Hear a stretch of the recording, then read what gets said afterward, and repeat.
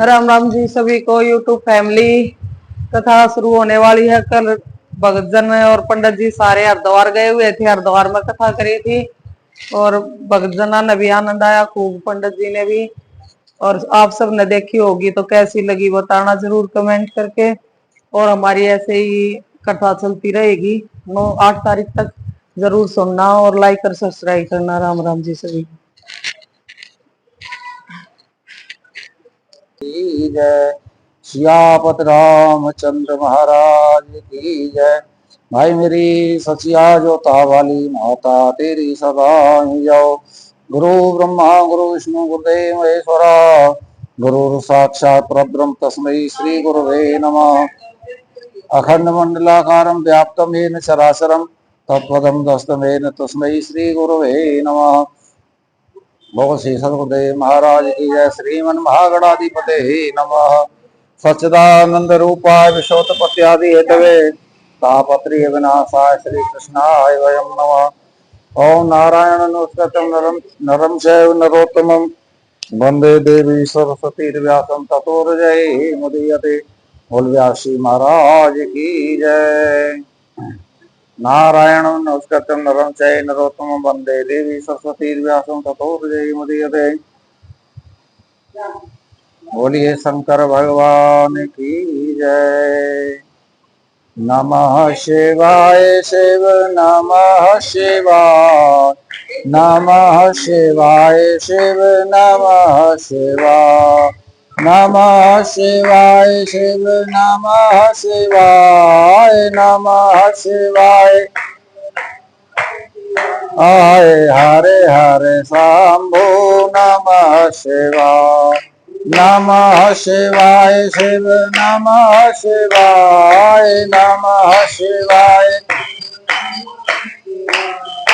हरे हरे भोले नमः शिवाय, नमः शिवाय शिव नमः शिवाय, नमः शिवाय शिव। हरे हरे भोले नमः शिवाय, नमः शिवाय शिव जटाधराय, नमः शिवाय शिव।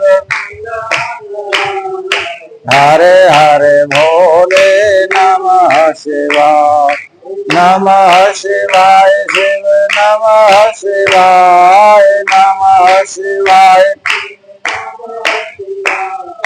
हरे हरे शंभो नमः शिवाय, नमः शिवाय शिव नमः शिवाय, नमः शिवाय शिव। हरे हरे भोले नमः शिवाय, नमः शिवाय शिव नमः शिवाय, नमः शिवाय शिव। हरे हरे भोले नमः शिवाय, नमः शिवाय शिव गंगाधराय, नमः शिवाय शिव गंगाधराय। हरे हरे भोले नमः शिवाय, नमः शिवाय शिव नमः शिवाय, नमः शिवाय। हरे हरे भोले नमः शिवाय, नमः शिवाय शिव नमः शिवाय, नमः शिव। ओम नंदीश्वराय हरे हरे भोले नमः शिवाय, नमः शिवाय शिव नमः शिवाय, नमः शिवाय। हरे हरे भोले नमः शिवाय, नमः शिवाय शिव नमः शिवाय, नमः शिवाय शिव। हरे हरे भोले नमः शिवाय शिव नमः शिवाय, नमः शिवाय शिव नमः शिवाय। हरे हरे भोले नमः शिवाय शिव नमः शिवाय, नमः शिवाय शिव। हरे हरे शंभो नमः शिवाय। बोले शंकर भगवान की जय।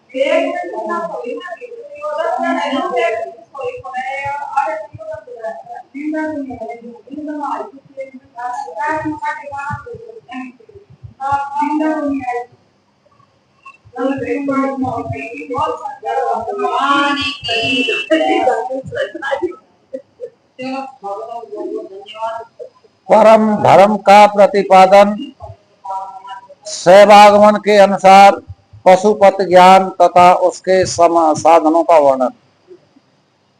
एक तो होता है धर्म और एक होता है परम धर्म।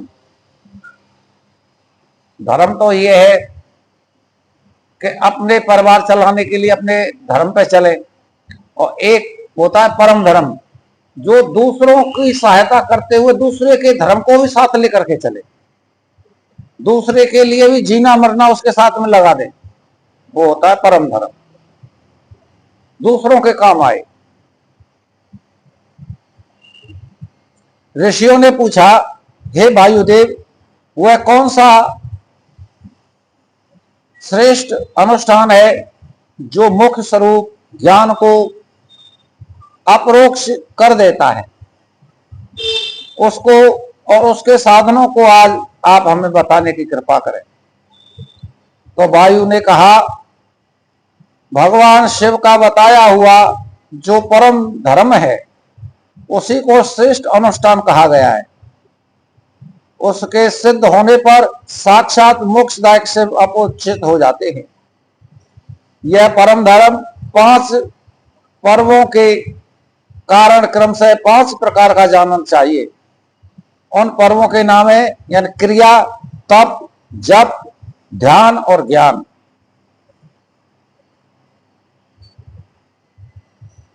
ये उत्कृष्ट श्रेष्ठ हैं। उन उत्कृष्ट साधनों को सिद्ध हुआ धर्म परम धर्म माना गया है। यानी ये जितने भी कारण बताए इन पर खरा उतरे वो परम धर्म माना गया है। क्रिया, किसी कार्य को करने से पीछे न हटे। तप की जरूरत है, जप की भी जरूरत है, और ज्ञान और ध्यान लगाना यह भी इस परम धर्म की एक क्रिया है। जहां परोक्ष ज्ञान भी अपरोक्ष ज्ञान होकर मोक्षदायक होता है। वैदिक धर्म 2 प्रकार के बताए गए हैं, परम और अपरम। धर्म शब्द से प्रतिपाद्य अर्थ में हमारे लिए श्रुति ही प्रमाण है। योग पर्यंत जो परम धर्म है वह श्रुतियों के सर्वभूत उपनिषद में वर्णित है, और जो अपरम धर्म है वह सबको अपेक्षा नीचे श्रुतियों मुख भाग से अर्थात संहिता मंत्रों द्वारा प्रतिपादित हुआ है, जिसमें पशु बुद्धि जीवों का अधिकार नहीं है। जो पशु के समान बुद्धि है, जिनकी कितना भी समझा ले और उस जिनकी समझ में नहीं आता, पशु समान बुद्धि माना गया उनको। वह वेद वर्णित धर्म परम धर्म माना गया है, जिससे भिन्न जो यज्ञ आदि है उनमें सबका अधिकार होने से वह साधारण या अपरम धर्म कहलाता है। अपरम धर्म है वही परम धर्म का साधन है। धर्म शास्त्र आदि के द्वारा उसका सम्यक रूप से विस्तार पूर्वक सांगोपांग निरूपण हुआ है।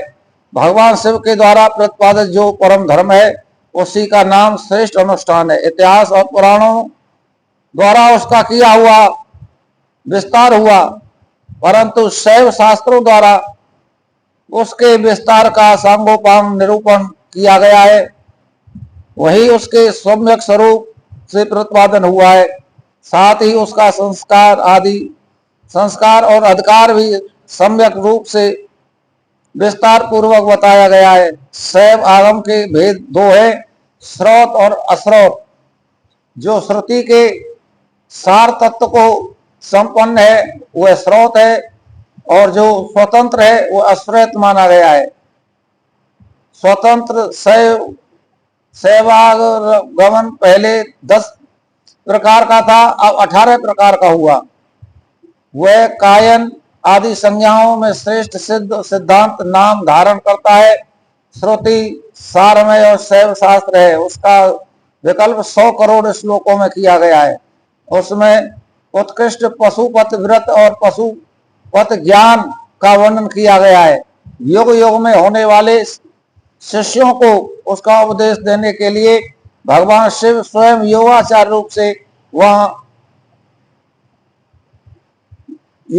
रूप से जहां तहां अवतीर्ण हो उनका प्रचार करते हैं। इस शैव शास्त्र को संक्षिप्त रूप से उसके सिद्धांत का प्रवचन करने वाले मुख्यतः 4 महर्षि हैं, रुरु, दधीचि, अगस्त और महायशस्वी उपमन्यु, जिसकी कथा कल सुनाई थी।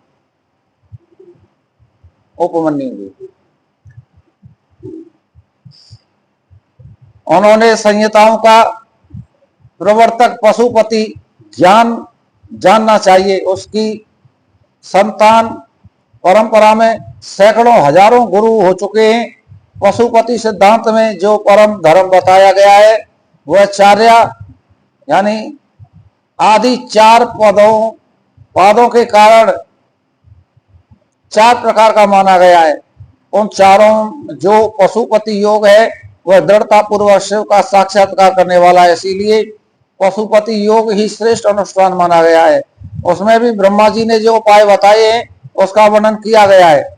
भगवान शिव के द्वारा परिकल्पित जो नामाष्टक योग है उसके द्वारा सहसा सह प्रज्ञा का उदय होता है। उस प्रज्ञा द्वारा पुरुष शीघ्र ही सुस्थित परम ज्ञान प्राप्त कर लेता है। जिसके हृदय में वह ज्ञान प्रतिष्ठित हो गया है उससे ऊपर भगवान शिव प्रसन्न होते हैं। उनके कृपा प्रसाद से वह परम योग सिद्धि होती है। जो शिव की अपेक्षा शिव का अपरोक्ष दर्शाया गया है। शिव के अपरोक्ष ज्ञान से संसार बंधन का कारण दूर हो जाता है, जिससे जीव इस संसार को, इस घर को, इस वो माया को छोड़ नहीं पाता है।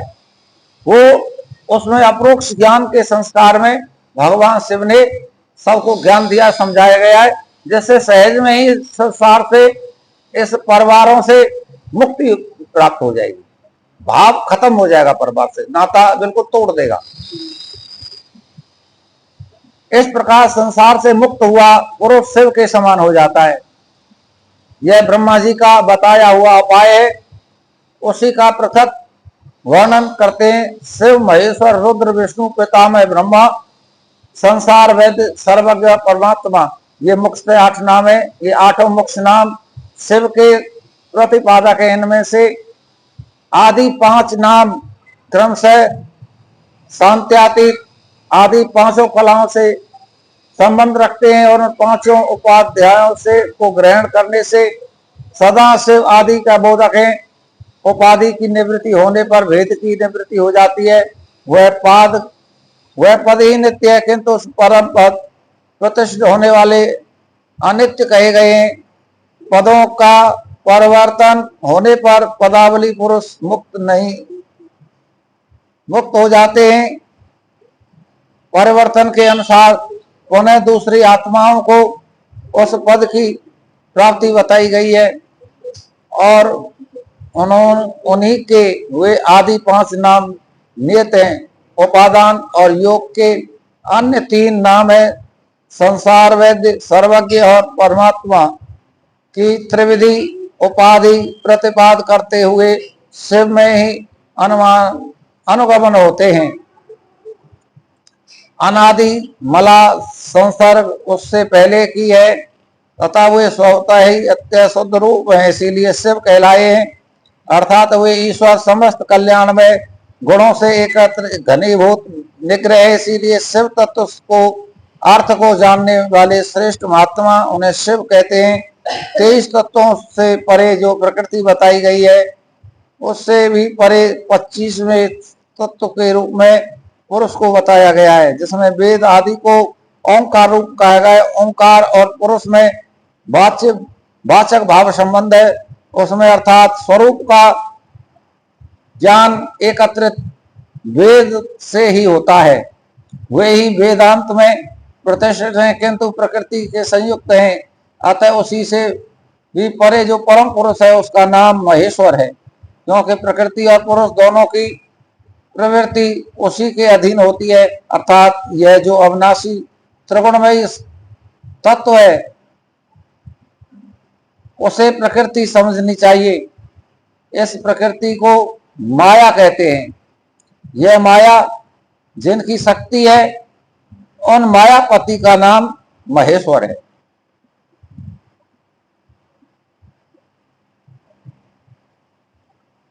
महेश्वर से संबंध से जो माया अथवा प्रकृति से क्षोभ उत्पन्न करते हैं वे अनंत या विष्णु कहे गए हैं।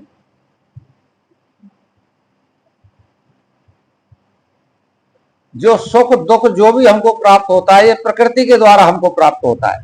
प्रकृति ही मन के अंदर वो बीज बोती है, और प्रकृति किसके अधीन है? विष्णु के अधीन। और माया पति भी वही है। जो जिस क्षण जैसा चाहते हैं उनकी माया उसी क्षण उसी तरह की बुद्धि उसकी परिवर्तित कर देती है। नारद जैसे वो भटका दिए उनकी माया ने, कई जैसी मां को भटका दिया, तो वो जिस क्षण जैसा चाहते उसी क्षण ऐसा ही होता है। ये प्रकृति पुरुष की ही देन है। वो ही कलात्मा और परमात्मा आदि नामों से पुकारे जाते हैं। उनको स्थूल और सूक्ष्म भी कहा गया है। दुख अथवा दुख के हेतु का नाम सत है, यानी दुख और दुख के हेतु। दुख किस चीज से प्राप्त होता है?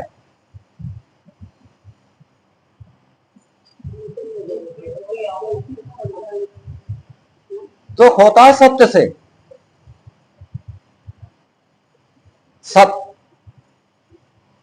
कोई सत्य बात कह रहा हो ना, उसके मिर्ची लग जाएंगी, दुख पैदा हुई ऐसे क्यों कह रहा है। सत्य बात किसी को हजम नहीं होती और न कोई सुनना चाहता है। देखो 50 इमला बना देगा, ऐसे नहीं ऐसे, ऐसे नहीं ऐसे, ऐसे नहीं ऐसे। क्यों? उसको दुख हो रहा है, जो सत्य कह रहा है वो।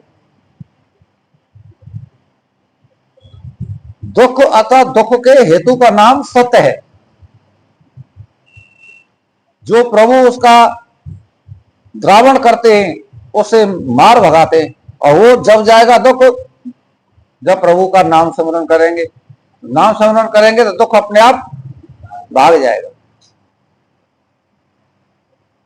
परंतु माया जो है वो नाम लेने नहीं देती, वो दुख में धकेलना चाहती है। अब वो उस माया को जो समझ गया, प्रभु का नाम ले लिया, प्रभु के सहारे लग गया, उसका बेड़ा पार कर दिया। उन परम कारण शिव को साधु पुरुष रुद्र भी कहते हैं। कला काल आदि तत्वों से लेकर भूतों में पृथ्वी पर्यंत जो 36 तत्व हैं उन्हीं से शरीर बनता है। उस शरीर इंद्रिय आदि में जो तंद्र रहते हैं वह व्यापक रूप से स्थित है। भगवान शिव रुद्र कहे गए हैं, जगत के पिता स्वरूप जो मूर्तिमान है, उन सब के पिता के रूप में भगवान शिव विराजमान है। यानी सारी सृष्टि जितने भी त्रिदेव हैं ये सब उन शिव से ही प्रकट हुए हैं और आदि सृष्टा शिव ही माने गए हैं। इसीलिए ये पितामह कहे गए हैं, क्योंकि रोगों के निदान को जानने वाले जो वैद्य है तदनुकूल उपायों और दवाओं से रोग दूर कर देते हैं, उसी तरह ईश्वरालय योग आदि कारण से सदा जड़ मूल सहित संसार रोग की निवृत्ति कही गई है। यानी इस ईश्वरालय जहां पर हरि चर्चा होती है, जहां सत्संग होता है, जहां कथा होती है, वह क्या कहलाता है? ईश्वरालय, यानी ईश्वर का घर।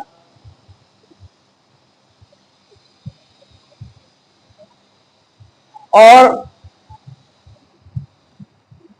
अविद्यावादी हैं, जिनको झूठ पसंद है, उनका घर कौन सा है? मदरालय, जुआलय, उनके घर वो हैं। अब इन घरों का प्रभाव, अब यहां पर आप लोग बैठे हो, चाहे कोई कैसा भी व्यक्ति है, परंतु बैठा कहां है? कथा में। तो कोई भी निकल के जाएगा, देखेगा, तो कोई देखेगा तो क्या बोलेगा, क्या कहेगा? वही भगत बैठे हैं भाई। चाहे उनमें तो एक भी भगत नहीं है, चाहे रोज खारे पी रहे हैं वो, और बैठे कहां है? कथा में। तो वो बदल दिया उनका स्वरूप कथा ने, उनको भगत जी कह दिया, भगत जी बैठे। और कोई भगत जी दारू के ठेका पे खड़ा हो, चाहे पी न रहा हो, न ले रहा हो, तो क्या कहेंगे लोग? पर वैसे तो बन रहा है भगत जी, देख ठेका पे खड़ा है। तो ये हो गया अधमालय।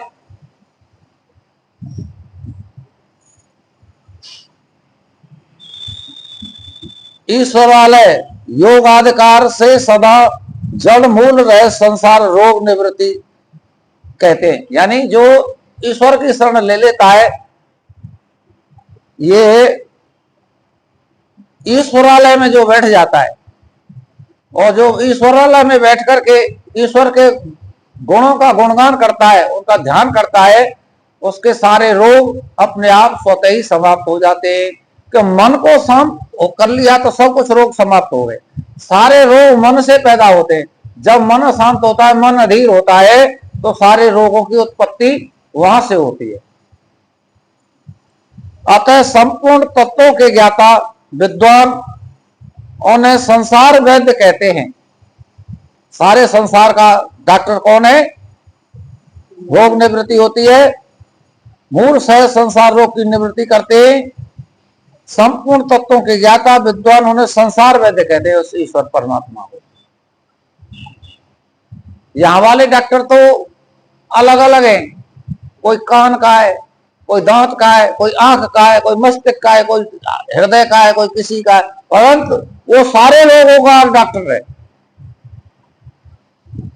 उसने अगर डॉक्टरी अपनी शुरू कर दी, इलाज शुरू कर दिया आदमी का, तो फिर वो कोई रोग छोड़ता नहीं है, सारे लोगों को ठीक करता है फिर वो।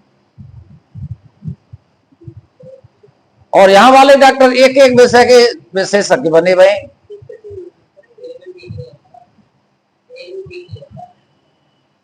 दस विषयों के ज्ञान के लिए दसों इंद्रियों के होते हुए भी जीव तीनों कालों में होने वाले स्थूल सूक्ष्म पदार्थों को पूर्ण रूप से नहीं जानते, क्योंकि माया ने ही उन्हें मल से आवृत कर दिया है। यानी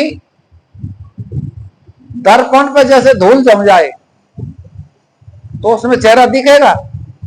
क्यों नहीं दिखेगा? मिट्टी जमी हुई है।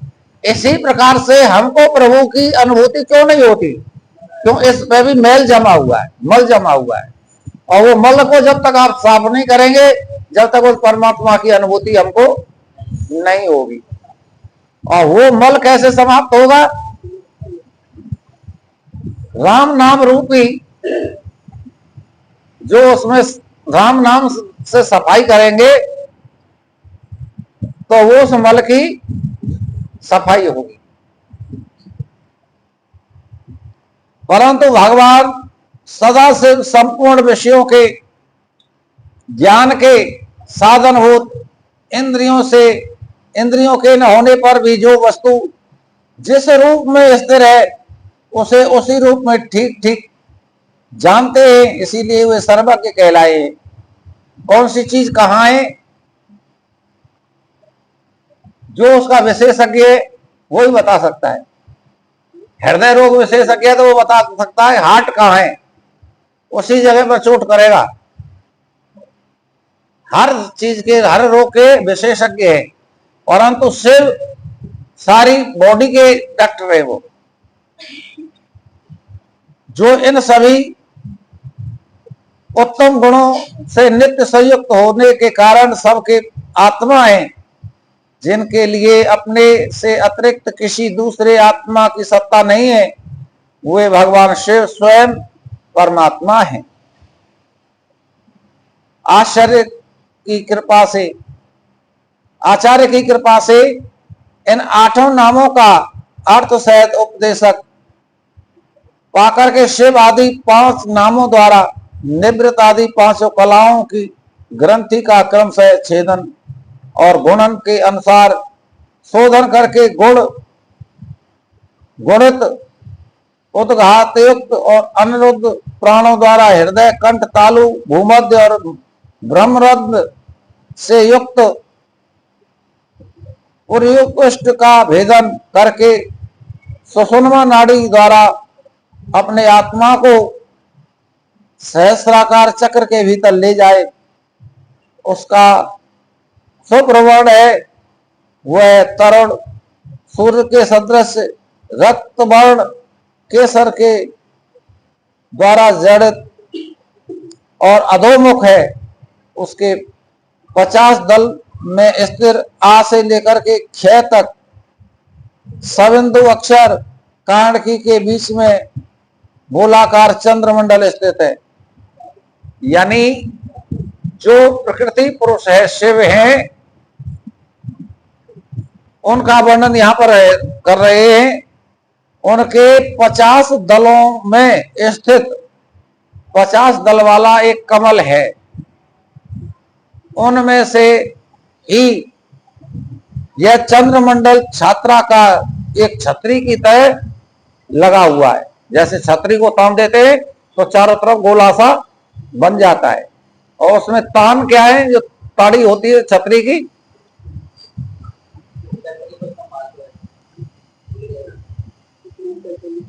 बीच में गोलाकार चंद्रमंडल है।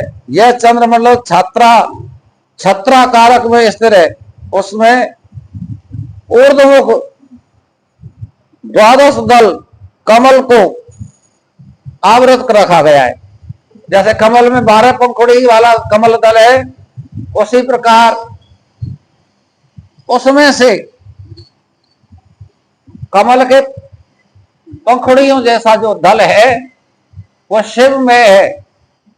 और जो भी वर्ण वाला जो है हमारी आ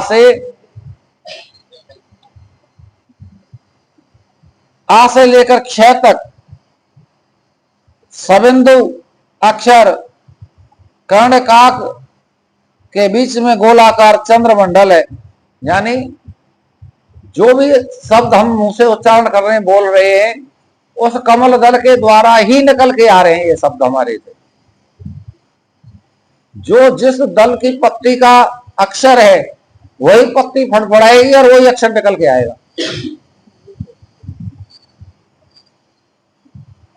यह चंद्रमंडल छत्राकार में स्थिर है।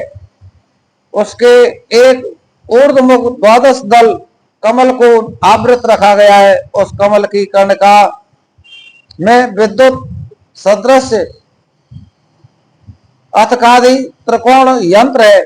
यह यंत्रों के चारों ओर सुधा सागर होने के कारण वह मणिद्वीप आकार का होता है। यानी उस कमल कर्णिका में बिजली के समान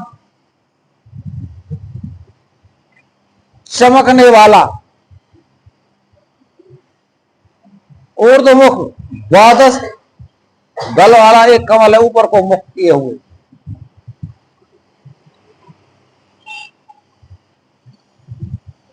सुधा सागर में होने के कारण, सुधा किसको कहते हैं?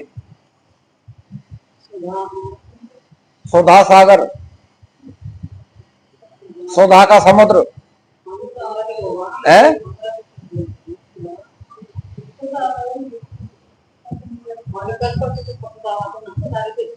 स्वधा है, सुधा नहीं है, वो स्वधा है।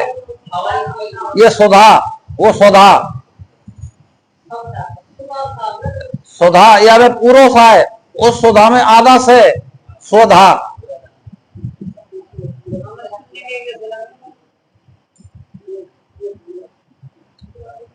स्वधा में तो आधा से है और इसमें सुधा में पूरा से है।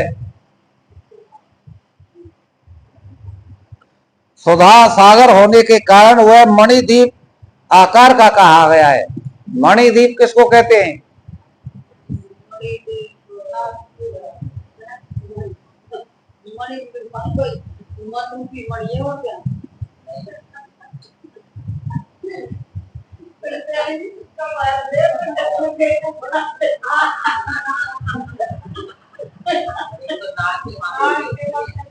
मणि के मंत्र की मणि भी है, मणि तो नाग मणि होती है, मंत्र की मणि है, जैसे भगवान के नाम की मणि, वो भी मणि। सही ट्रैक पे पहुंच गई, सही ट्रैक पे पहुंच गई।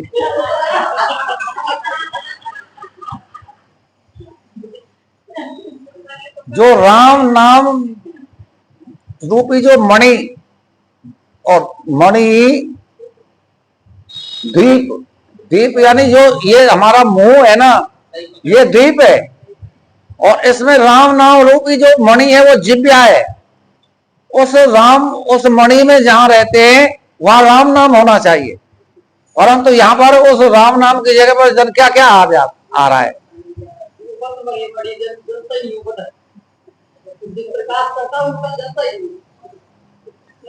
और यहीं से अमृत है। सुधा, सुधा कहते अमृत को। सुधा सागर होने के कारण इस जीव से ही अमृत बरसता है, जीव से ही अमृत बरसता है और जीव से ही विश्व बरसता है।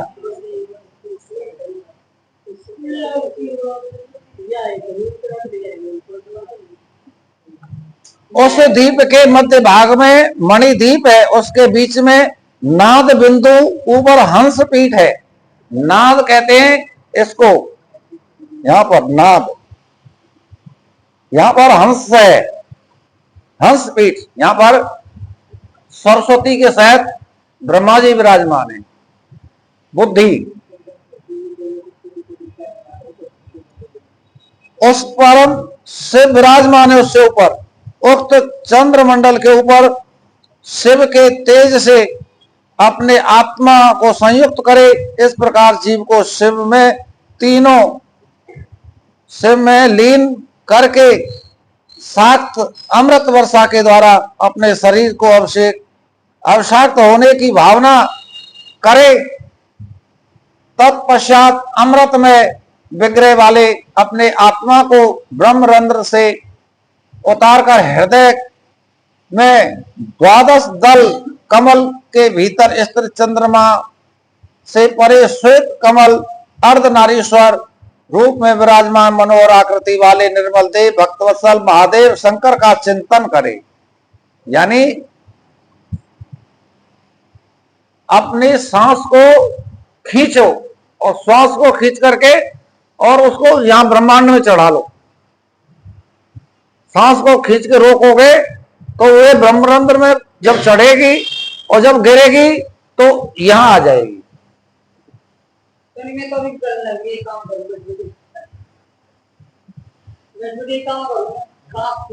और वो यहां जब आएगी ये तो यहां शिव आत्मा जिसको शिव स्वरूप जिसको कहते हैं, सत्य जिसको कहते हैं, आत्मा जिसको कहते हैं, शिव का ही अंश है आत्मा।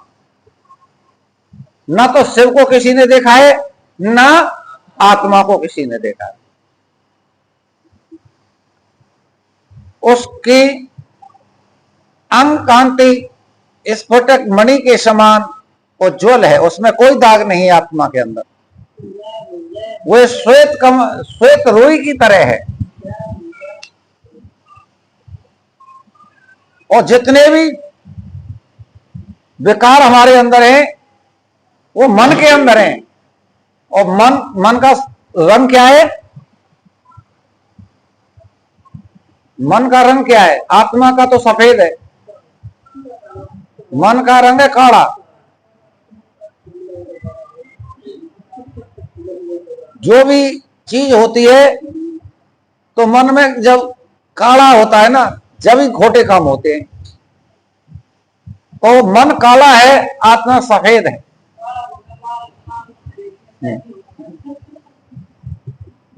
इस प्रकार मन ही मन ध्यान करके शांत चित्त हुआ मनुष्य उस मन को परमात्मा के नाम के द्वारा ही शांत किया जा सकता है।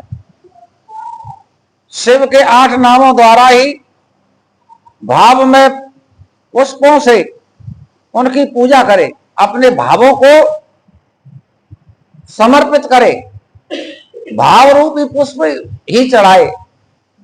अलग से पुष्प लाने की जरूरत नहीं है। अपने जो को विचार रूपी भाव हैं किसी के भी प्रति, उन भावों को उनके समर्पित कर दो। मैं तौबा करता हूं, मैं नहीं करूंगा। जब भी मन विकार मन से विकार आवे मारो, ज्ञान रूपी उसकी छड़ी से फटा हुआ तो तेरा यहाँ स्थान नहीं है, यहाँ आत्मा का स्थान है। तो आत्मा से ही परमात्मा भाव में पुष्पों से उसकी पूजा करे। ये मानसी पूजा बता रहे हैं। और पूजन के अंत में पुनः प्राणायाम करके चित्त को भली भांति एकाग्र करे। ये सब चीज विकार को हटा के, विकारों को परमात्मा के चरणों में समर्पित करके फिर प्राणायाम श्वास को खींचिए। एकाग्र रखते हुए शिव नामाष्टक का जप करे। भगवान के 8 नामों का बराबर चिंतन करे। फिर भावना द्वारा नाभि में 8 आहुतियों का हवन करे। पूर्ण आहुति एवं नमस्कार पूर्वक 8 फूल चढ़ाकर अंतिम अर्चना पूरी करे। उसके चुल्लू में लिए हुए जल की भांति अपने आप को शिव के चरणों में समर्पित कर दे। जैसे जल को भगवान के चरणों में, इसलिए अपने आप को भगवान के चरणों में समर्पित कर दे। अपने जितने भी विकार हैं, जितने भी हमारे मन के दूषित भाव हैं, उन सब को लेकर के भगवान के चरणों में समर्पित कर दे। आपकी पूजा हो गई। किसी भी सामग्री की, किसी भी चीज की जरूरत नहीं है। ये कभी भी और कहीं भी किसी भी स्थिति में कैसे सुख में हो तो सुख में ये विचार अंदर आके लेना पड़ेगा। आप लोगों से बिल्कुल नहीं। इस प्रकार करने से शीघ्र ही मंगलमय पशुपति ज्ञान की प्राप्ति हो जाएगी। पशुपति व्रत ज्ञान जो है वो यही है, 5 दीपक जलाने से नहीं है। मैं बताता हूं, ये सब ढोंग है। बता रही है से पुराण पशुपति के भी बारे में। और इसके बताए और पे आप तुम जो चाहोगे कल्प जो होना कल्प वो आपके बाबा कहते हैं हमें पूरे उड़ता तो पेड़ मुझे पेड़ियां से तो मन ही है हमारा कल्प। जब मन को हम कंट्रोल कर लेंगे तो सारी कामनाएं समय पे आने लगती हैं। आपने भी बताया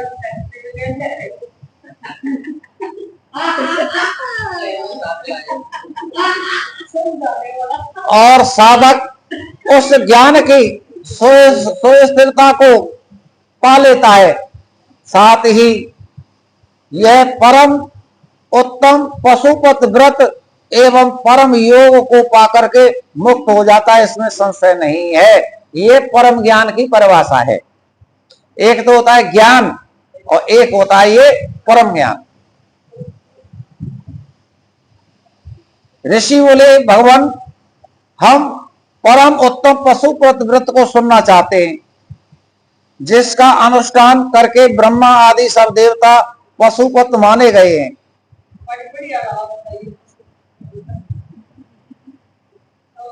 वायुदेव ने कहा मैं तुमसे सब लोगों को गोपनीय पशुपत व्रत का रहस्य बताता हूं, सुनिए।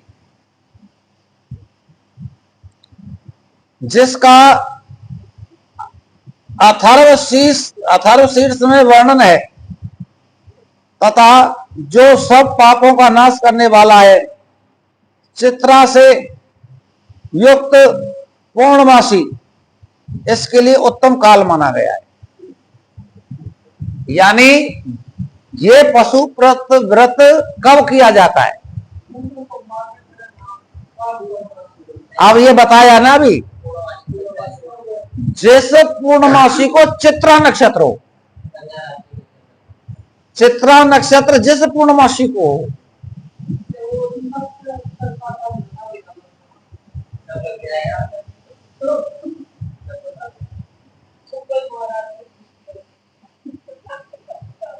चित्रा से युक्त पूर्णमासी, इसके लिए उत्तम काल माना गया है।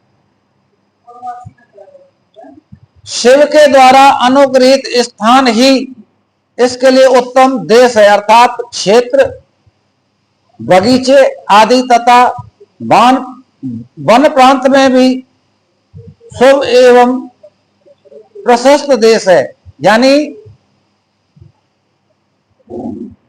बगीचे में भी, जंगल में भी इस व्रत को कर सकते हैं। पहले त्रयोदशी को भली भांति स्नान करके नित्य कर्म संपन्न कर ले अपने। हाँ, फिर अपने आचार्य की आज्ञा लेकर उसका पूजन और नमस्कार करके व्रत के अंग रूप से देवताओं की विशेष पूजा करे। उपासक को स्वयं सफेद वस्त्र पहन के पूजा की जाती है। श्वेत वस्त्र, श्वेत यज्ञोपवीत पुरुष करे तो सफेद जनेऊ भी, सफेद फूल और सफेद चंदन धारण करना चाहिए। ये नहीं कि कोई से भी फूल चढ़ा दो। त्रयोदशी को अपने सारे काम पूरे कर ले, कोई ऐसा न रहे कि जो भाई वो काम करना है मेरे, फिर तो त्रयोदशी से लेकर के पूर्णमासी तक उसी में रहना है, उसी पूजा में रहना है।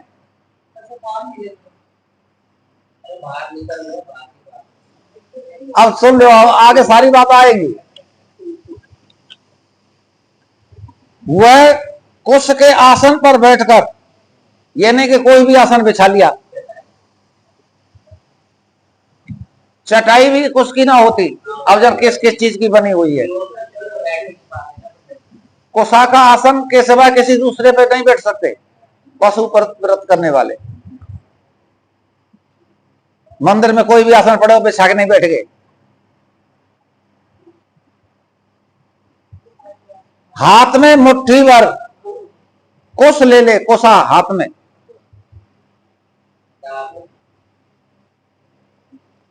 मुट्ठी भर कुश ले और पूरब या उत्तर की ओर मुंह करके 3 प्राणायाम करने के पश्चात भगवान शिव और देवी पार्वती का ध्यान करें। 3 बार प्राणायाम। प्राणायाम समझते हो? ऐसे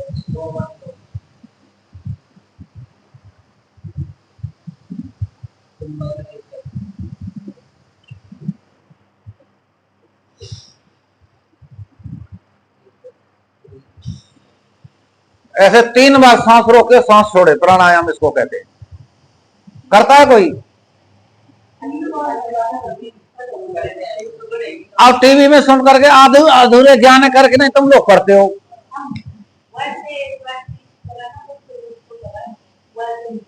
मैं यूं कह रहा हूं, तुमको व्रतों का फल क्यों नहीं मिलता? कारण यही है कि तुम आधा अधूरा ज्ञान लेकर के चल पड़ेंगे एक दूसरे को देख के, और पूरी विधि तुमको पता नहीं है, तो उसका फल क्या मिलेगा? तुमको कुछ नहीं, चाहे कितने दिन भी करते रहो तुम। नहीं, सब व्रतों के अलग अलग विधान है। ये पशुपति व्रत के विधि से बता रहे हैं।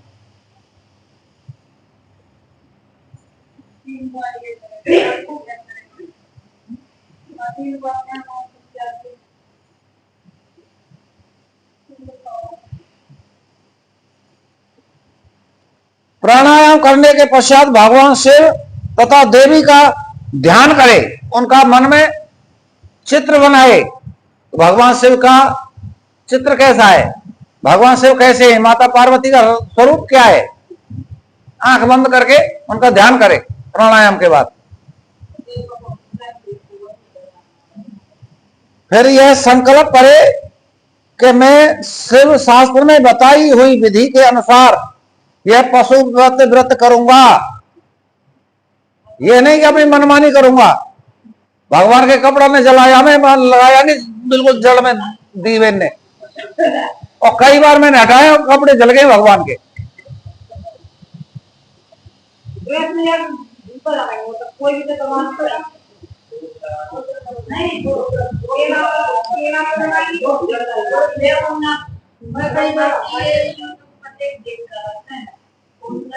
वो कहता हूँ आधा अधूरा, यूट्यूब पे आधा अधूरा ज्ञान है, अपने फायदे वाली चीज बता देते हैं वो, कि हमारा फायदा किसमें, वही मैं उपदेश तुमको दूंगा।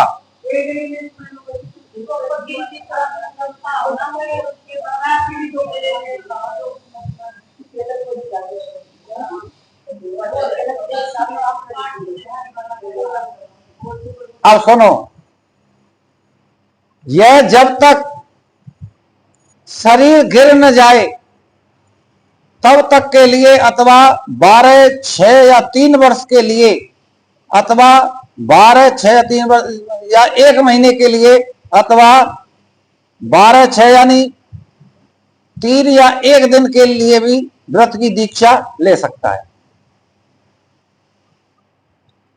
अपनी मर्जी से नहीं होगा ये, उसकी दीक्षा लेनी पड़ेगी, ब्राह्मण को बुला करके संकल्प करना पड़ेगा, ब्राह्मण के द्वारा पूजा करो, पूजित करना पड़ेगा। अपनी मर्जी से नहीं होगा ये है।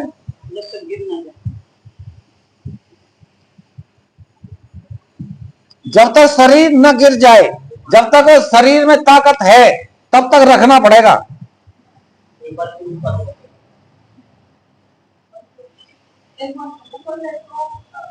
पर जब तक करना ही पड़ेगा। हाँ, ये इसमें होता है 3 वर्ष, 12 महीने, 1 साल, या 1 महीने या 1 दिन।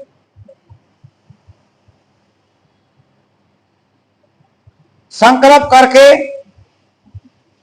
गिरजा होम करे। गिरजा होम जानते हो किसको कहते हैं? गिरजा कहते हैं तुलसी की लकड़ी, तुलसी की लकड़ी से हवन करे।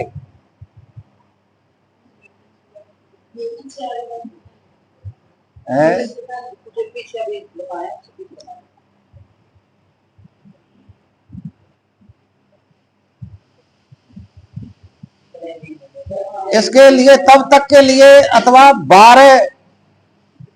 12 छिंगी 72 का कितना हो गया? 72 दिन का 12, 6, 12 छिंगी 72,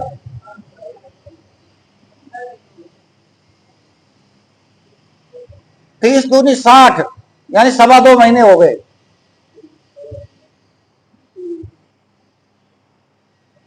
3 वर्ष के लिए या 6 महीने के लिए या 1 महीने के लिए या 1 दिन के लिए यह व्रत होता है।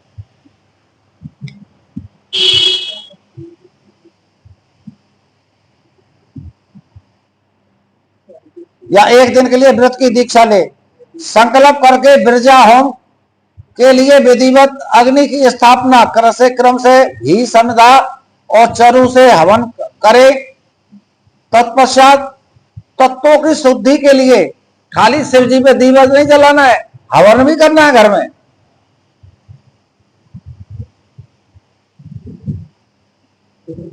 चूरी भून के नहीं और मीठा मिला के नहीं धरिया, इससे कुछ ना हो।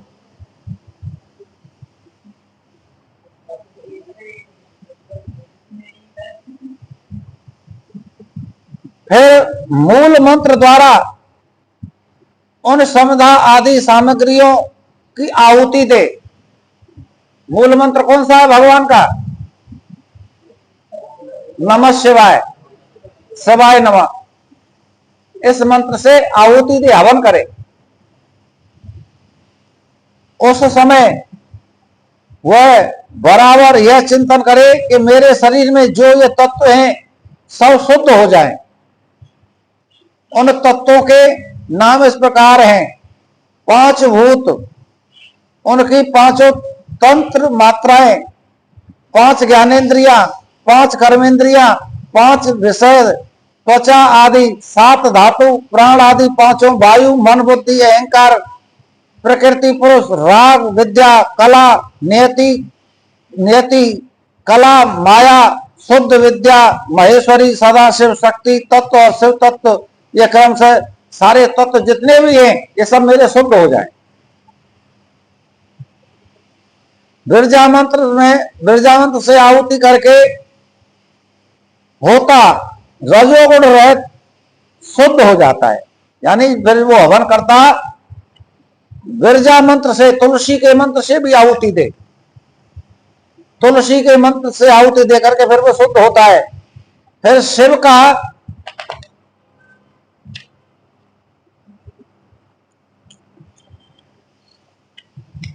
अनुग्रह पाकर वह ज्ञानवान होता है। तदनंतर गोबर ला करके उसकी पिंडी बनाए छोटी छोटी, फिर उसे मंत्र द्वारा अवमंत्रित करके अग्नि में डाल दे। इसके बाद इसका प्रोक्षण करके उस दिन व्रती को केवल हविष्यान्न खाकर रहे। यानी जो गोबर की वो उपले से बनाए छोटी छोटी, उसको आग में डाल दो, अग्नि में वो जल जाएगी। तो उस दिन उसी को खाकर के, राख को खाकर के ही रहना है।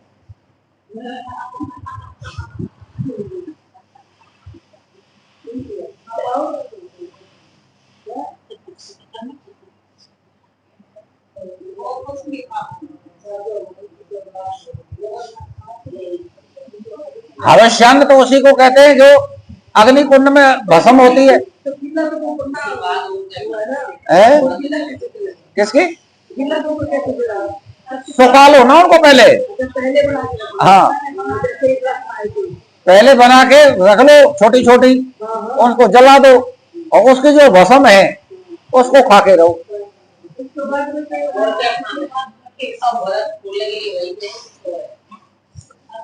जब रात बीत कर प्रातः काल आए तब चतुर्दशी तिथि में उन्हें पूर्वोक्त सब क्रिया करे जो पहले बताई गई है।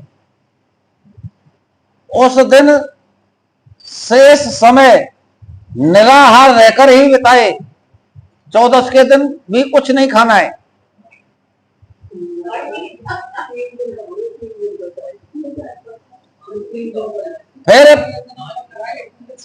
फिर पूर्णमासी को प्रातः काल उसी तरह होम तर्पण कर्म करके रुद्राग्नि का उपसंहार करे। तदनंतर पूर्व यंत्र पूर्वक उसमें से भस्म धारण करे। उसके बाद साधक चाहे जटा रख ले, चाहे सारा सिर मुंडवा ले, या चाहे तो केवल सिर पर शिखा धारण करे। इसके बाद स्नान करके यदि वह लोक लज्जा से उठकर ऊपर उठ जाए तो दिगंबर हो जाता है।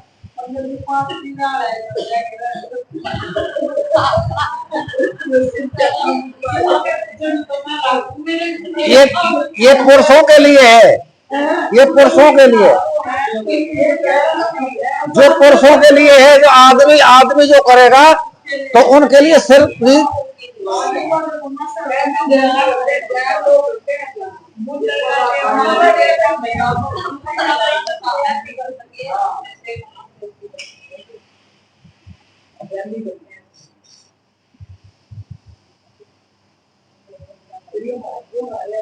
केवल सिर पर शिखा धारण करे, इसके बाद स्नान करके यदि वह लोक लज्जा से ऊपर उठ जाए तो वो दिगंबर हो जाएगा, शिव के समान हो जाएगा।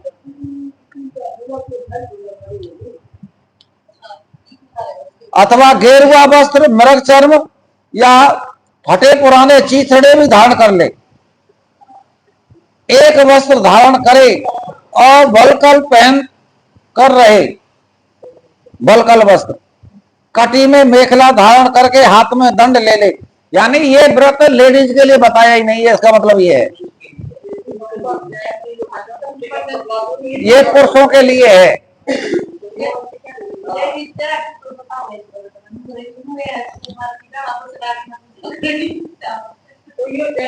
ये लेडीज के लिए बताया ही नहीं है। और हकीकत में लेडीज को तो भगवान शिव को तो छूना ही वर्जित है, तो लेडीज के लिए व्रत कहां से हो गया ये?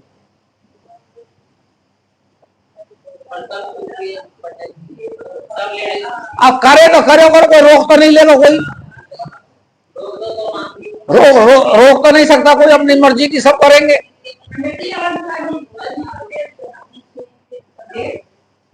अब उनकी तो बस ना चले जन क्या क्या कर दें।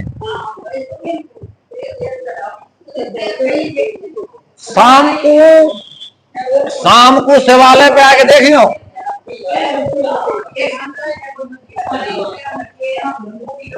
शाम को आज 8 बजे शिवालय में आके देखियो क्या हाल हो रहा है भोले बाबा का। ऐसा हाल करते जैसे कुत्ते भी ना करते।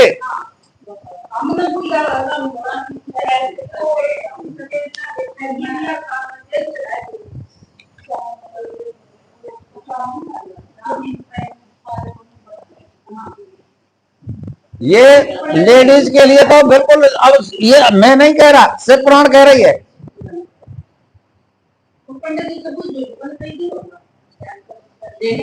अब जो है स्त्री के लिए तो कोई पूजा बताई नहीं है।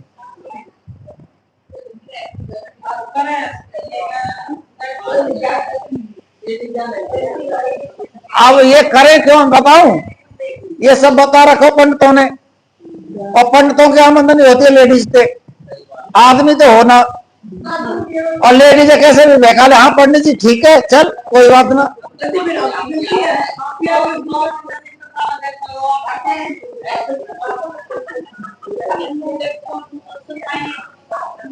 मैं तो सच्चाई जो हकीकत है वो बता रहा हूं।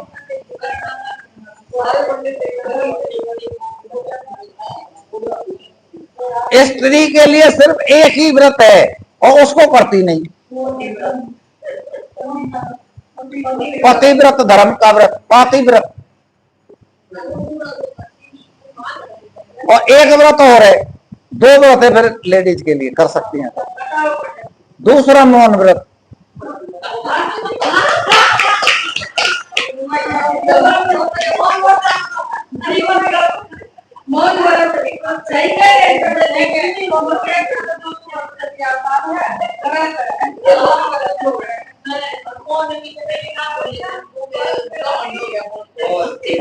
बोलो तो सत्य बोलो, बोलो तो सत्य बोलो, झूठ मत बोलो।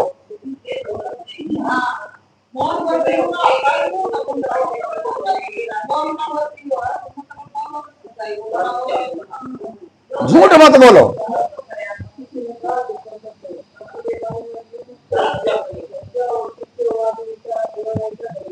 जिस दिन व्रत करने का मन हो ना तो ये व्रत कर लो, मौन व्रत धारण कर लो।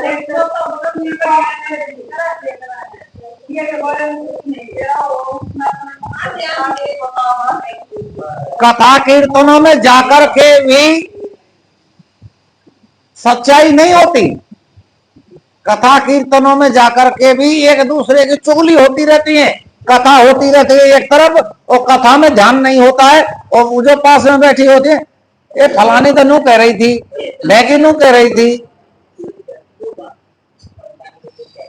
तो उस समय पर मौन व्रत जिस दिन करना हो मौन व्रत धारण कर लो, चाहे तुम 2 घंटा ही रख लो, वो व्रत भी मान्य हो जाएगा, वो 2 घंटे का भी।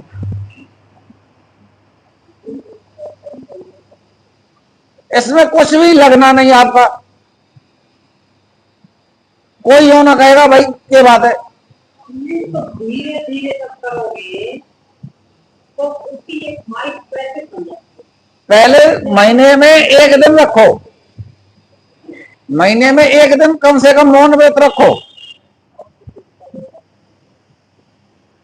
अभ्यास के जड़ मत हो जाए।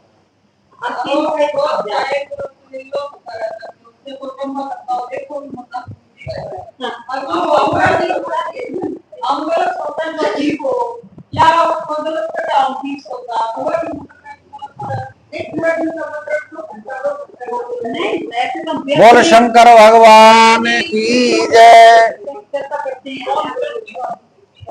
तदनंतर कटी में मेखला धारण करके हाथ में दंड ले ले। तदनंतर दोनों पैर धोकर आचमन करे। विरजाग्नि प्रकट हुए भस्म को एकत्रित करते अग्नि रक्षित भस्म इत्यादि 6 अथर्ववेदी मंत्रों द्वारा उसे अपने शरीर में लगाए। मस्तक से लेकर के पैर तक सभी अंगों में उसे अच्छी तरह से मले। ये लेडीज के लिए नहीं है, पशुपति व्रत लेडीज के लिए बिल्कुल भी नहीं है।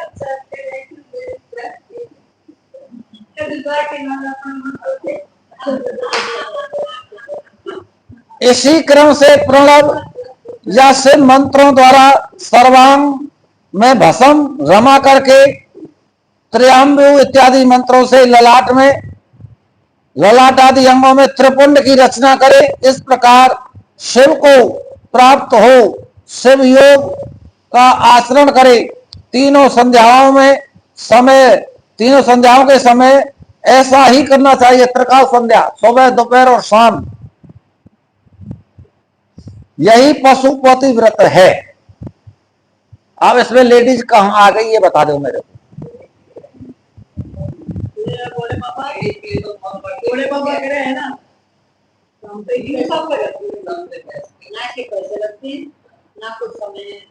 और सबसे बड़ा व्रत है ये, बहुत पावर मिलेगी इससे।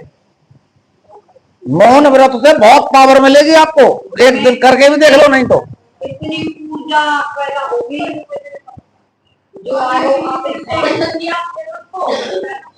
है। मैं नहीं रखता।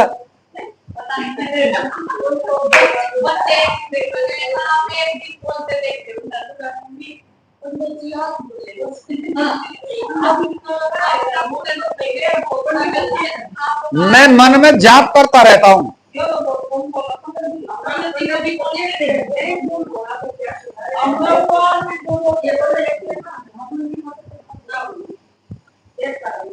जो भोग और मोक्ष देने वाला है वह जीवों के पशु भाव को निवृत्त कर देता है। पशु जो जीवों में जो पशु योनि वो प्रवृत्ति होती है ना, पशुओं की हिंसा, वो हिंसा को दबाए, यही पशु व्रत है।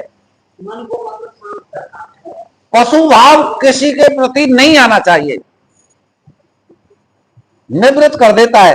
इस प्रकार पशुपति व्रत के अनुसार अनुष्ठान द्वारा पशुत्व का परित्याग करके लिंग मूर्ति सनातन महादेव का पूजन करना चाहिए। यानी जो भी दुष्ट कर्म हैं उन सबको त्यागन करके, यदि वैभव हो तो सोने का अष्टदल कमल बनाए, उसमें से 9 प्रकार के रतन जड़े हों, उसमें कर्ण का और केसर भी हो, ऐसे कमल को भगवान का आसन बनाए, सोने के सिंहासन में अष्टदल कमल का, उसमें भगवान शिव को बैठाए सोने के सिंहासन पर। धन अगर नहीं हो, धनाभाव होने पर लाल या सफेद कमल के फूल पर उसको आसन बनाए। सोने का सिंहासन नहीं बनवा सकता कोई, तो लाल या सफेद कमल के फूल हो, उस कमल के फूल पर भगवान शिव को स्थापित करे। वह भी न खिला हो, केवल भावना में कमल समर्पित करे, यानी बिना खिला हुआ, बंद, खिला हुआ नहीं होने, बंद। उस कमल की कर्णिकाओं में पीठ का सहज छोटे से स्फटिक मणि लिंग की स्थापना करके, यानी स्फटिक मणि का शिवलिंग होना चाहिए, विधि पूर्वक उसका पूजन करे। उस लिंग का शोधन करके पहले शास्त्रीय विधि के अनुसार उसकी स्थापना करनी चाहिए। तो ये सारे विधान पुरुष के लिए बताए गए। फिर आसन दे, पंचमुख के प्रकार से मूर्ति की कल्पना करके पंचगव्य आदि से पूर्ण अपने वैभव को अनुसार संग्रहित भरे हुए स्वर्ण निर्मित कलशों से उस मूर्ति को स्नान कराए।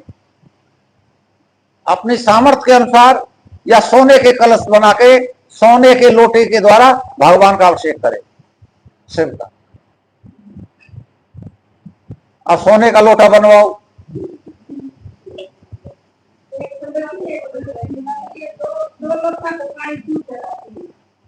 ये सब अब मैं क्या बताऊं भैया, ये सब फंड है। यहाँ कहीं नहीं आ रहा ना लोटे का दो का। अब मैं सारी चीजें बता रहा हूं ना आपको, ये सारी चीजें बता रहा हूं ना आपको। ये अपनी जो बता रहे ना यूट्यूब वाले, अपनी मशहूरी करने के लिए, अपने विख्यात करने के लिए, तो नई नई चीजें न बताएंगे तो लोग कौन फॉलो करेगा।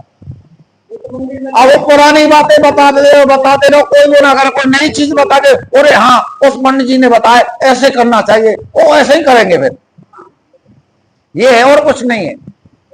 नहीं, जब तक उसने बता रखी ना, और एक लोटा जल सार निशान को हर भी पूरे काम में, मतलब शक हो रहा है। अब मिश्रा ने बता रहे मंगलवार को लाल मुंह और माचिस धरे करो, तो माचिस के ढेर पड़े हैं मंदिर में। बात क्या हो जाएगा माचिस से, जब मन तुम्हारा शुद्ध नहीं है, माचिस क्या कर लेगी, आग लगा भाई तुम्हारे घर में। हाँ हकीकत बता रहा हूं, माचिस से क्या हो जाए, आग लगाने काम आवे, माचिस तो और कोई काम आती नहीं। मैं चीज करना क्या कह रही है, मन को रोको शांत करो। जैसे मंगल का तो माचिस आती है, उसके बाद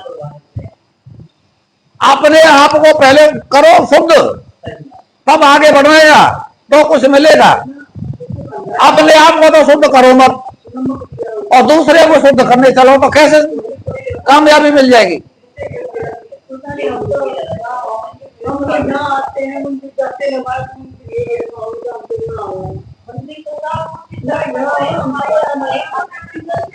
तन को धोया मगर मन को धोया नहीं।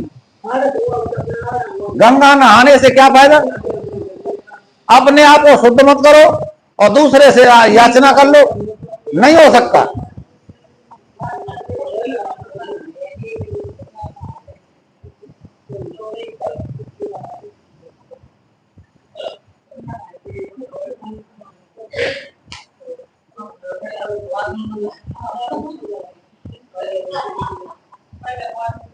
स्वर्ण निर्मित कलश से उसकी मूर्ति की स्नान कराए, फिर सुगंधित द्रव्य। अब जो है भोले पे हम देखते हैं सुगंधित द्रव्य क्या होता है, जब बिना खुशबू वाले फूल लग रहे हैं ना जो पाराकन में, उनने ले जाके नहीं चढ़ा देंगे, उससे क्या हो जाएगा। इसमें लेकिन सुगंधित चीज होनी चाहिए भगवान पे चढ़ाने की, जिसमें खुशबू आ रही हो। ऐसे फूल चढ़ाओ खुशबूदार, और ऐसे ले जाके जो अब खुशबूदार लगे तो पैसा चाहिए, बगैर पैसे के तो खुशबूदार फूल मिलेंगे नहीं। और जो घरों के बाहर जो लग रहे पौधे से इनमें से तोड़ ले जाएंगे, ले भाई भोले, भोला बेवकूफ समझ रखा है।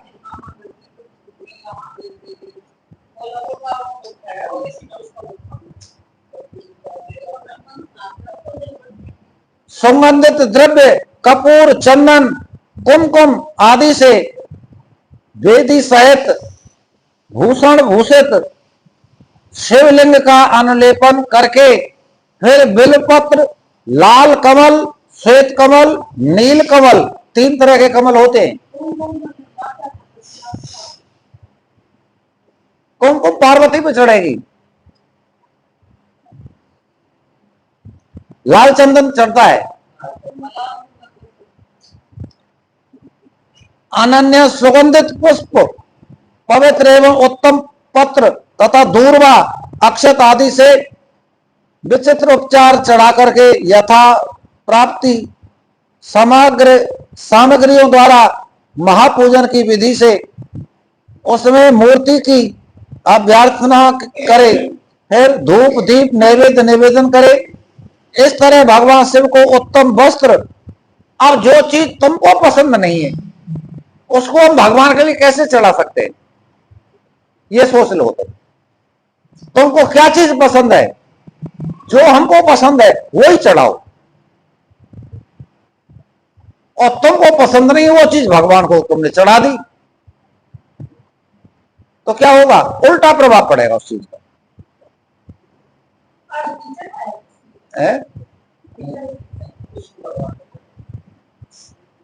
पीला चंदन चढ़ता है, चंदन चढ़ता है।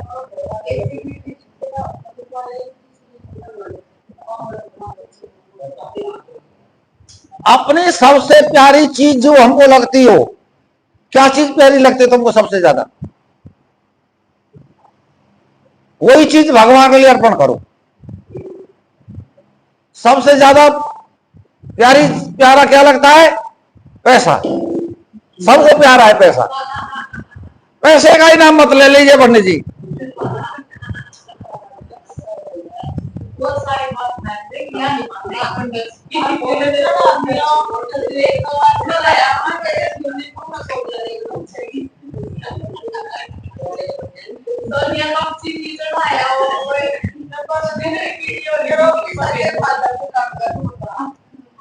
जो बस, अरे मेरा छोड़ो, तुम कहीं भी जाओ, तुम जो तुमको अच्छा लगे, जो वस्त्र तुमको अच्छा लगे वो वस्त्र चढ़ाओ भगवान पर। जो मिष्ठान तुमको अच्छा लगे वो मिष्ठान चढ़ाओ तुम भगवान पर। जो पुष्प तुमको अच्छा लगे वो पुष्प चढ़ाओ भगवान पर। जो तुमको अच्छा लगे वो चीज चढ़ाओ भगवान पर, तब वो पूजा मानी जाती है।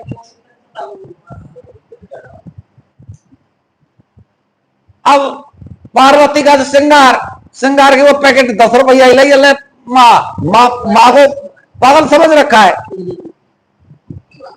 तुम लगा लोगे 10 रुपए वाले श्रृंगार को, कुछ है नहीं पंडित जी, कुछ है नहीं, कह दो फिर क्यों चढ़ाते हो?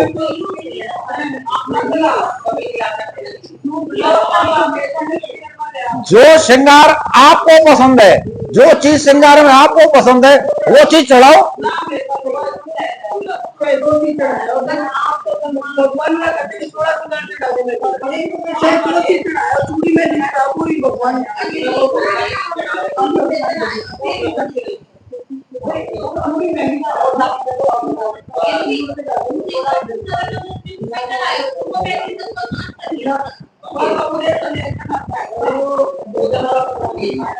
बोले शंकर भगवान की जय। उस व्रत में विशेषतः ये सभी वस्तुएं देनी चाहिए जो अपने को प्रिय हो। जो हमको अच्छी नहीं लगे वो चीज कभी नहीं देनी चाहिए, चाहे व्रत हो, चाहे मंदिर हो, चाहे मांगने वाला हो, चाहे अतिथि हो, चाहे कोई हो। तुम्हारे घर कोई मांगने वाला भी आता, जो चीज तुमको अच्छी लगती है वही उसको देनी। हो नहीं कि घर की अपनी जो खराब चीज वेस्टेज पड़ी है उठा के दे दे, ले ना, तुम्हारा कोई धर्म नहीं है उससे। जो तुम ही जिस चीज को नहीं पसंद करते हो तो दूसरे को कैसे दे सकते हो? जो अगर दान देना है वो चीज दो जो तुमको अच्छी लगती है, वही दो, वो मान्य होगा। श्रेष्ठ हो और न्यायपूर्वक उपार्जित की गई हो। बिल्व पत्र, उत्पल और कमलों की संख्या 1,000 होनी चाहिए। पार्थिव पूजन में 1,000 होने चाहिए बेल पत्र, कमल के फूल।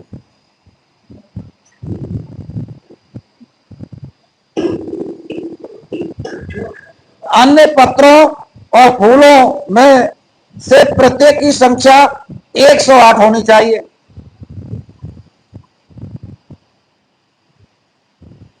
अन्य तरह के फूल हो तो 108 हो, कमल के ना हो तो एक दूसरे फूल हो तो 108 हो। इन सामग्रियों में भी बिल्व पत्र को विशेष यत्न पूर्वक जुटाएं। 1,000 बेल पत्र 3 पत्ती वाले 1,000 होने चाहिए एक दिन की पूजा के लिए।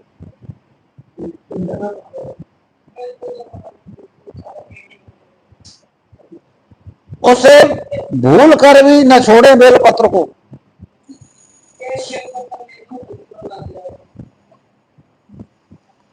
सोने का बना हुआ एक कमल 1,000 कमल में श्रेष्ठ बताया गया है।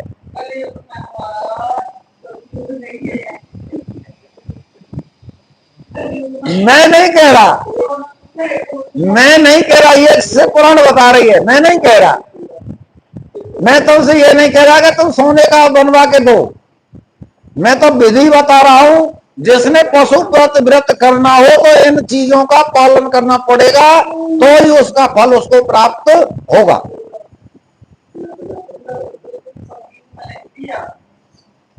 नील कमल आदि के विषय में भी यही बताया गया है कि ये सब बिल्व पत्रों के समान ही महत्व रखते हैं। अन्य पुष्पों के लिए कोई नियम नहीं है, वे जितने मिल जाए उतने चढ़ा दो। अष्टांग ऊर्ध उत्कृष्ट माना गया है। धूप और आलेप यानी चंदन के विषय में विशेष बात यह है कि वामदेव नामक मुख में चंदन और तत्पुरुष नामक मुख में हरताल और ईशान नामक मुख में भस्म लगानी चाहिए। 5 मुंह है ना शिव जी के, इसमें पंचमुखी मूर्ति होनी चाहिए पूजा के लिए। हाँ, 5 मुंह वाली शिव की।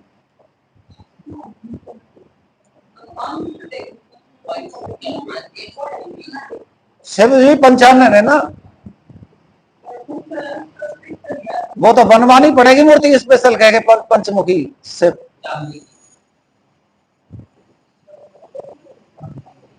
कोई कोई भस्म की जगह पर चंदन का विधान करते हैं। दूसरे प्रकार के धूप नैवेद्य धूप का विधान होने से कुछ लोग प्रसिद्ध धूप का निषेध करते हैं।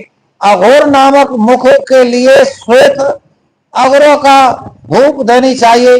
तत्पुरुष नामक मुख के लिए कृष्ण अगरू के धूप का विधान है। यह धूप भी कई प्रकार की होती है, सारे मुखों पे अलग अलग तरह की धूप दिखानी चाहिए। वामदेव मुख के लिए गुग्गल की धूप, सद्योजात मुख के लिए सौगंधिक तथा ईशान नामक के लिए उसीर आदि धूप को विशेष रूप से देना चाहिए। अब इसमें शर्करा यानी शक्कर, मधु यानी शहद, कपूर, कपला गाय का घी। कपला गाय किसको कहते हैं? है?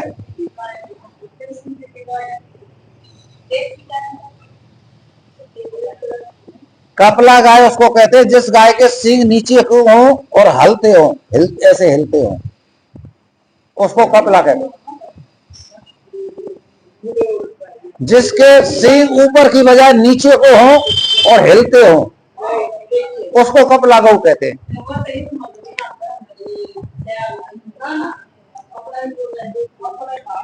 बहुत कम मिलेगी, देखने को भी नहीं मिलेगी आपको कपला का वो।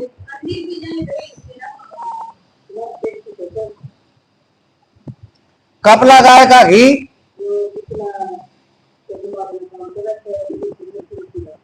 चंदन का चूरा, अगरू नामक काष्ठ आदि का चूर्ण, इन सबको मिलाकर जो धूप तैयार किया जाता है वो उसे सबके लिए समान रूप से उपयोग कर सकते हैं। अपने घर बनाओ धूप इन चीजों को मिला के और उसको पूजा में करो। अब ये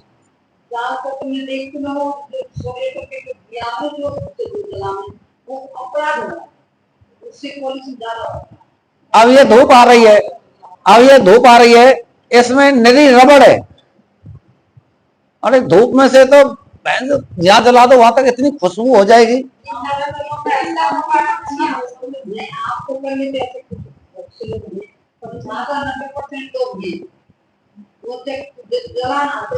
आप दुकान में जाएंगे, जोत का घी दे दे तो 150 रुपये पर डिब्बा पकड़ा हुआ दुकानदार ले।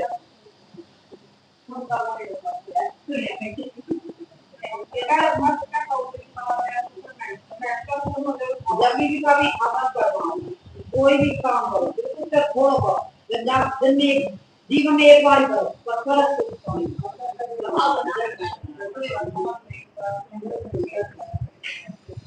कपूर की बत्ती और घी के दीपक जला करके दीपमाला करनी चाहिए।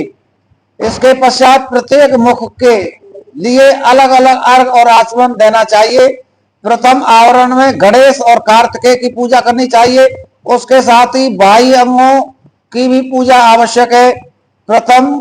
प्रथमावरण की पूजा हो जाने पर द्वितीयावरण में चक्रवर्ती विश्वेश्वरों का पूजन करना चाहिए। तृतीयावरण में भव आदि अष्ट मूर्तियों का पूजन होता है। वहीं महादेव आदि एकादश मूर्तियों का भी पूजन आवश्यक है। चौथे आवरण में गणेश पूजनीय है। पंचम आवरण में कमल के बाह्य भाग में क्रम से 10 दिक्पालों, उसके अंगों और अनुचरों का क्रम से पूजा करनी चाहिए। वही ब्रह्मा के समान पुत्र, ब्रह्मा के मानस पुत्रों की समस्त ज्योतिष गणों की, सभी देवी देवताओं की तथा सभी आकाश चक्र कार्यों, पाताल योगवासी, अखिल मुनीश्वर योगिनी तथा सब यज्ञों की, 12 सूर्यों की, मृतकाओं की, गणेश सहित क्षेत्रपालों की, इस समस्त चराचर जगत की पूजा करनी चाहिए। इन सब की शंकर जी की विभूति बनाकर शिव की प्रसन्नता के लिए ही इनका पूजन, यानी शिव की पूजा कर ले। तो जितने बताए ये सब उसी में निहित है, तो शिव का पूजन होने से इन सब की पूजा हो गई।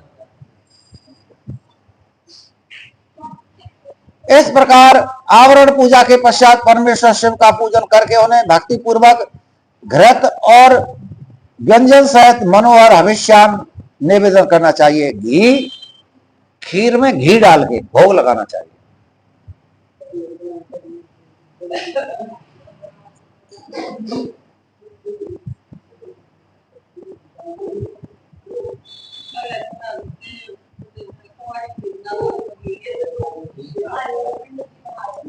मुख शुद्धि के लिए आवश्यक उपकरणों सहित फिर खाना खाने के बाद में पान जरूर खिलाए।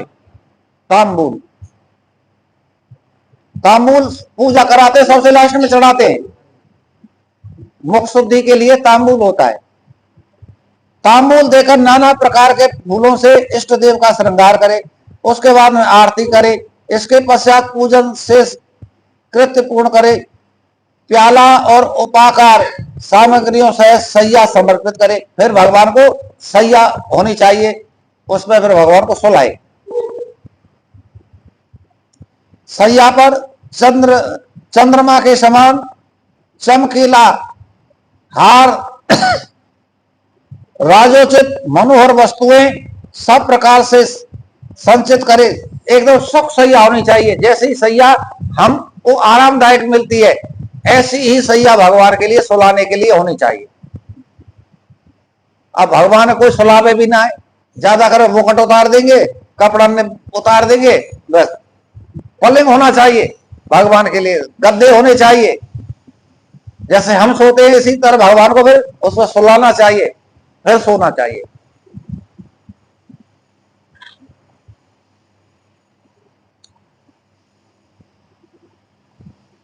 स्वयं पूजन करके दूसरों से भी कराए तथा प्रत्येक पूजन में आहुति दे।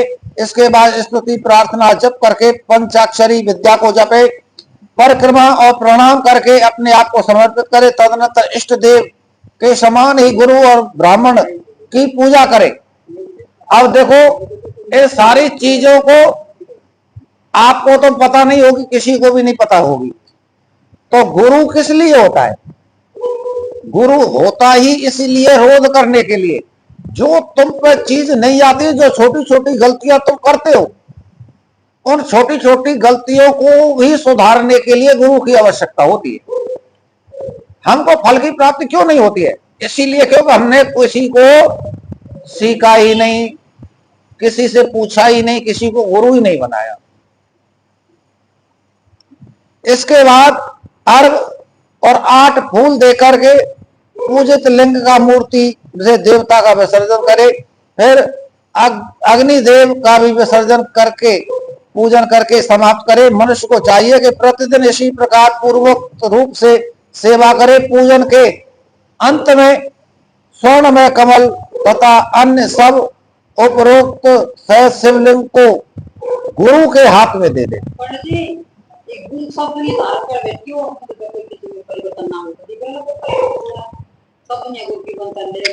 मेरी बात नहीं समझे आप? तुम गुरु के पास जाओ, प्रतिदिन पूछो कि ये चीज कैसे होनी चाहिए। नाम लेने से थोड़ी हो जाएगा। और तुम जाओगे, तुम पूछोगे तो गुरु बताएगा भाई ये चीज ऐसे होनी चाहिए, इस चीज को ऐसे करो।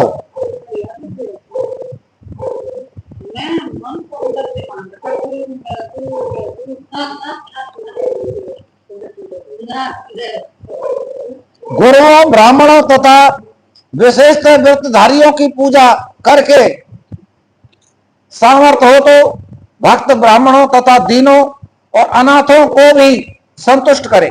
जिनका कोई नहीं है उनको भी दे, अनाथों को। एवं स्वयं उपवास में असमर्थ होने पर फल फूल दूध पी करके रहे। उपवास नहीं कर सके तो फल फूल खा करके दूध पी करके रहे, अथवा भिक्षान्न भोजी हो, या फिर एक समय भोजन करे, या फिर अपने घर का ना खाए, मांग के खाए दूसरे के घर से, या फिर एक दिन एक टाइम रोटी खाए। रात को प्रतिदिन परिमित भोजन करे, यानी हल्का भोजन करे रात्रि के, और पवित्र भाव से भूमि पर सोए, चारपाई पलंग पर न सोए। भस्म पर, तृण पर अथवा चीर पर या मृग चरम पर शयन करे। राख बिछा के उस पर कपड़ा बिछा के नहीं उस पर सोए, या घास फूस बिछा के उस पर सोए, या मृग चरम। प्रतिदिन ब्रह्मचर्य का पालन करते हुए इस व्रत का अनुष्ठान करे। यदि शक्ति हो तो रविवार के दिन आद्रा नक्षत्र में दोनों पक्षों की पूर्णमासी और अमावस्या को, अष्टमी तथा चतुर्दशी को उपवास करे। मन, वाणी और क्रिया द्वारा संपूर्ण प्रयत्न से पाखंडी, पतित, रजस्वला स्त्री, सूतक में पड़े हुए लोग और अंत्यज आदि के सामान्य का त्याग कर देना चाहिए। निरंतर क्षमादान, दया, सत्य भाषण और अहिंसा में तत्पर रहे। संतुष्ट और शांत रह करके जप और ध्यान में लगे, तब यह व्रत होता है। मेन कहानी यह है, निरंतर क्षमादान। कुछ मत करो, इन 5 चीजों को अपना लो, आपका व्रत हो गया। कुछ मत करो, इनको अपना लो। क्षमादान, किसी से कोई गलती हो जाती है तुम्हारे प्रति, तो वो गुस्सा ना करके उसको क्षमा कर दो, चाहे कोई बात नहीं। क्षमादान। दया, किसी पे भी दया भाव रखो और सत्य भाषण, असत्य मत, झूठ मत बोलो, सत्य जो भी है सत्य सत्य कह दो। और अहिंसा, कभी किसी भी जीव की हिंसा मत करो, किसी को भी मारो मत अपने हाथों से। इन चीजों को कर लो, तुम्हारा सारा जप तप व्रत ध्यान पूजन सब कुछ हो गया, कुछ करने की जरूरत नहीं। इससे ज्यादा सहज भाव कोई नहीं मिल सकता, इससे सहज क्रिया कोई नहीं मिल सकती। इसमें तुम्हारा कुछ भी पैसा खर्च भी नहीं हो रहा तुम्हारा। बस ये चीज रखनी है। देखना जो मेरा अपना पढ़ाया अपना पट से वो भी उसको बता दिया। हाँ तो दूसरा मत पर ऐसे देखी ना तो आ गया मेरे। हाँ और सत्य है तो सत्य। 3 काल स्नान करे और भस्म स्नान कर ले, मन वाणी और क्रिया द्वारा विशेष पूजा किया करे। ये सब जो है ये स्त्रियों के लिए नहीं आ रहा है, सिर्फ आदमियों के लिए आ रहा है ये सारी चीजें। ये हाँ ये 5 चीजें कर सकते हैं, ये तो सबके लिए है। सबसे ही बड़ा अगर तुम कथा सुन रहे हो इनमें से एक भी धारण रखोगे जीवन में, जैसे गुरु ने मंत्र दिया उसको गुरु मान के मंत्र पढ़ो, बात मान लो। ये हमारे अपने अंदर के ही समाधान, अंदर के समाधान। इस विषय में अधिक कहने की क्या लाभ।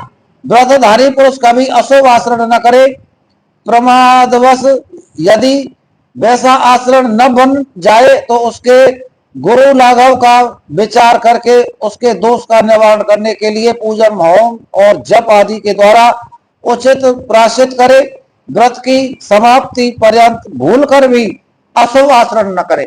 व्रत भी पूरा कर ले, व्रत पूर्ण खत्म हो जाए, उद्यापन कर ले, तो भी जीवन में ये याद रखना है कि कभी हमारे यहाँ से अशुभ नहीं हो जाए किसी का, और अशुभ हो गया तो वो तुम्हारा किया सब निष्फल हो जाएगा। यानी जिसने भी शिव पुराण की कथा सुन ली उसने आज तक जो भी पाप किए हैं वो सब खत्म, कोई भी पाप बाकी नहीं रहेगा उसका जिसने शिव पुराण की कथा सुन ली। और शर्त एक ही है, आगे न करे। ये लिख के दे सकता हूं मैं, श्योर आपकी एंट्री स्वर्ग में हो जाएगी, वैकुंठ में हो जाएगी आपकी एंट्री, आज ही लिख के दे सकता हूं आपकी।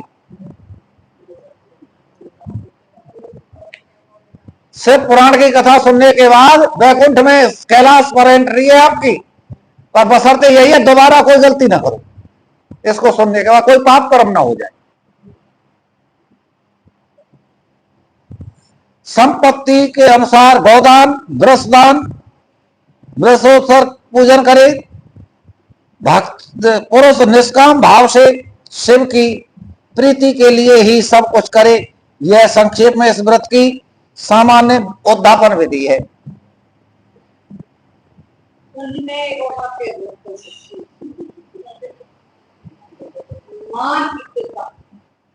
संपत्ति ये बार मिलती है और उनसे जो जीवन है अगर एक बार चला गया तो दोबारा नहीं, इसलिए कोशिश करके बचा के रखना है। ये कथा हमें बहुत कुछ सुनाई, बचा के रखना है इसको। यू मरिए पैसा सब जा रहा कहीं घाटा वो आ जाएगा, आएगा मुझे जो भी मिल रही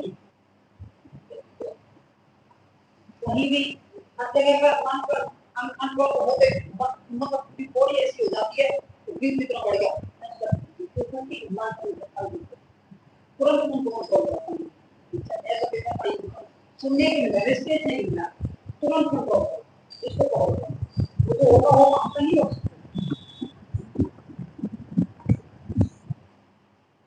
जो अत्यंत दीक्षा ग्रहण करके अपने शरीर का अंत होने तक शांत भाव से इस व्रत का अनुष्ठान करता है उसे नैष्ठिक व्रती कहा गया है। उसे अब आश्रमों से ऊपर उठकर उठा हुआ महापशुपति जानना चाहिए। वही तपस्वी पुरुषों में श्रेष्ठ है और वही महान व्रतधारी है जो 12 दिनों तक प्रतिदिन विधि पूर्वक इस व्रत का अनुष्ठान करता है। वह भी नैष्ठिकता के तुल्य है, क्योंकि उससे तीव्र व्रत का आश्रय लिया है, जो अपने शरीर में घी लगाकर व्रत करके सभी नियमों का पालन में तत्पर हो 2-3 दिन या 1 दिन भी इस व्रत का अनुष्ठान करता है, वह कोई भी नैसर्गिक नहीं होता है। जो निष्काम होकर के अपने को परम कर्तव्य समझ करके अपने आप को शिव के चरणों में समर्पित करके इस उत्तम व्रत का सदा अनुष्ठान करता है, उसके समान कोई नहीं है। विद्वान ब्राह्मण भस्म लगाकर महापातक जनित अत्यंत दारुण पापों से भी तत्काल छूट जाता है, इसमें संशय नहीं है। रुद्राग्नि आजकल चिता की भस्म लाके दे तो भूत आ जाए अलग अलग, जबकि रोजाना भस्म लगानी चाहिए।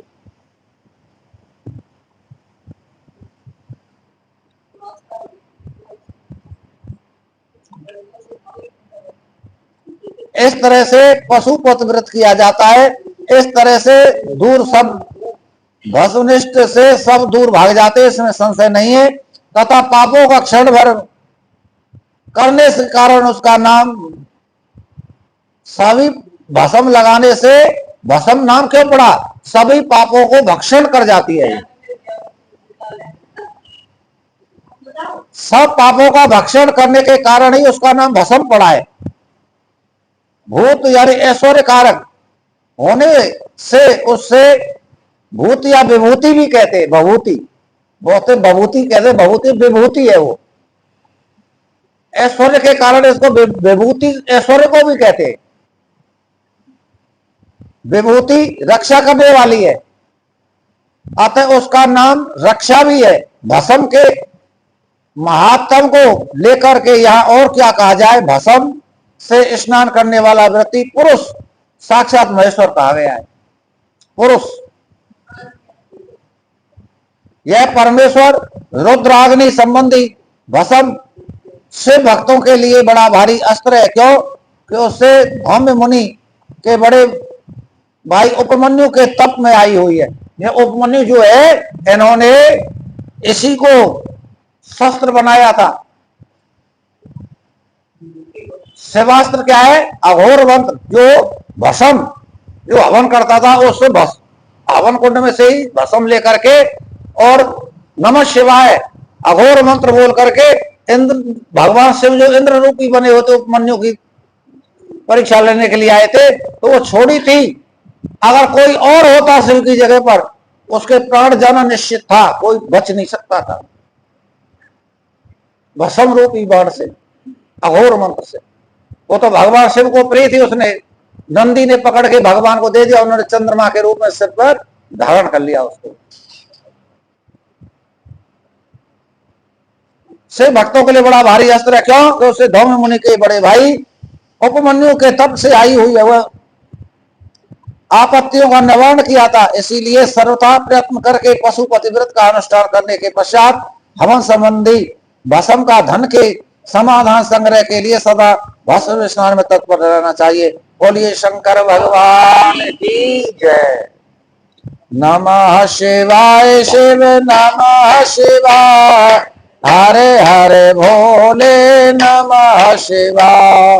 नमः शिवाय शिव नमः शिवाय, हरे हरे भोले नमः शिवाय। नमः शिवाय शिव नमः शिवाय, नमः शिवाय शिव नमः शिवाय, हरे हरे भोले नमः शिवाय। नमः शिवाय शिव नमः शिवाय, नमः हरे हरे भोले नमः शिवाय। नमः शिवाय शिव नमः शिवाय, नमः शिवाय हरे हरे भोले नमः शिवाय। नमः शिवाय शिव नमः शिवाय, नमः नमः शिवाय। हरे हरे भोले नमः शिवाय। नमः शिवाय शिव नमः शिवाय। हरे हरे भोले नमः शिवाय। नमः शिवाय शिव नमः शिवाय। हरे हरे भोले नमः शिवाय। नमः शिवाय शिव नमः शिवाय। नमः